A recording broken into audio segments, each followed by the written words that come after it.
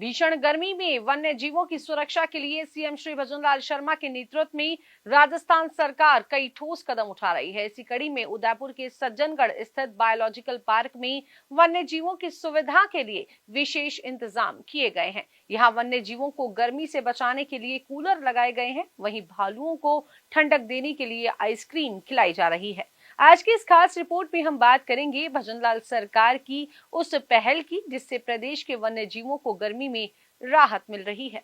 राजस्थान में पड़ रही भीषण गर्मी का असर सिर्फ आमजन ही नहीं, वन्य जीवों पर भी देखने को मिल रहा है। इसलिए उदयपुर के सज्जनगढ़ स्थित बायोलॉजिकल पार्क में गर्मी से वन्य जीवों को बचाने के लिए विभाग ने कई अहम कदम उठाए हैं। वन्य जीवों की जीवन शैली में भी बदलाव किया जा रहा है। जानवरों को ठंडा रखने के लिए उनकी डाइट में ग्लूकोन डी और इलेक्ट्रॉल शामिल किए गए हैं, जिससे उनके शरीर में पानी की कमी न हो। बायोलॉजिकल पार्क में तैनात वन्य जीव चिकित्सक डॉक्टर हिमांशु व्यास ने बताया कि बढ़ते हुए तापमान को देखते हुए शेरों को सुबह और शाम पानी से स्नान कराया जा रहा है और फिर उन्हें खुले एरिया में छोड़ दिया जाता है। वन्य जीवों के पिंजरों के बाहर ग्रीन नेट लगाए गए हैं और कूलर लगाए गए हैं ताकि गर्मी कम महसूस हो। इसके अलावा पंखों की व्यवस्था भी की गई है। तेज गर्मी को देखते हुए पार्क के समय में भी बदलाव किया गया है ताकि जानवरों पर कम से कम इसका असर पड़े। डॉक्टर हिमांशु व्यास ने यह भी बताया कि जानवरों को नियमित रूप से नहलाकर ही खुले में छोड़ा जाता है और उनके वातावरण को हर संभव तरीके से ठंडा बनाए रखने के प्रयास किए जा रहे हैं।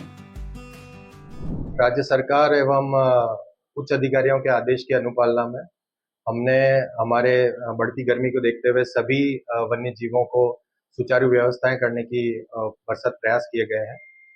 जैसा कि शाकाहारी जो जानवर है हमारे यहाँ पे जितने भी शाकाहारी जानवर है उन सभी को पानी में इलेक्ट्रॉल और ग्लूकोज दिया जा रहा है। साथ में उनको हाई मॉइस्चर वाले फ्रूट्स दिए जा रहे हैं, जैसे कि खीरा और तरबूज उनको चालू कर दिया है। साथ में रचके की मात्रा भी बढ़ा दी गई है, हरे की मात्रा भी बढ़ा दी गई है। बढ़ती गर्मी को देखते हुए मांस भक्षण करने वाले जितने भी वन्य जीव हैं उन सभी को फ्रेशली स्लॉटर्ड मीट दिया जा रहा है, जिससे मांस की जो है मॉइस्चर लेवल अच्छा रहे और डिहाइड्रेशन को कोप अप करने की कोशिश करी गई है।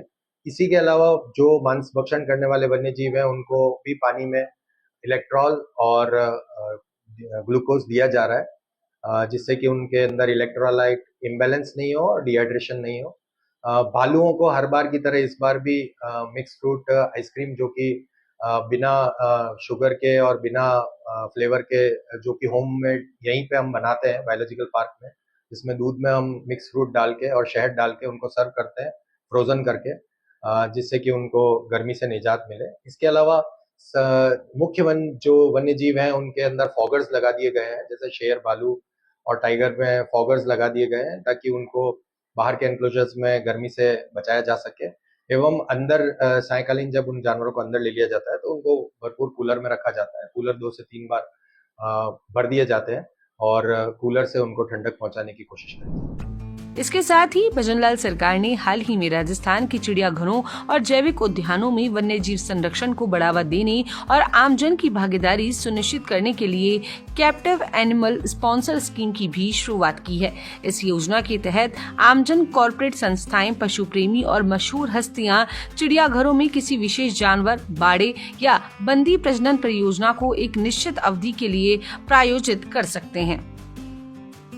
मुख्यमंत्री श्री भजनलाल शर्मा के नेतृत्व में राजस्थान सरकार द्वारा वन्य जीवों की सुरक्षा और संरक्षण के लिए उठाए गए ये कदम न केवल प्रदेश के वन्य जीवों के लिए राहतकारी साबित हो रहे हैं बल्कि जैव विविधता को भी बढ़ावा दे रहे हैं। उदयपुर के सज्जनगढ़ स्थित बायोलॉजिकल पार्क में किए गए विशेष इंतजामों से यह साबित हो रहा है कि भजनलाल सरकार वन्य जीवों को राहत देने के लिए हर संभव प्रयास कर रही है। आज के स्पेशल बुलेटिन में फिलहाल के लिए इतना ही। फिर मिलेंगे नई खबरों और जानकारियों के साथ। हमारे चैनल को लाइक करें, सब्सक्राइब करें और शेयर करना बिल्कुल ना भूलें। नमस्कार।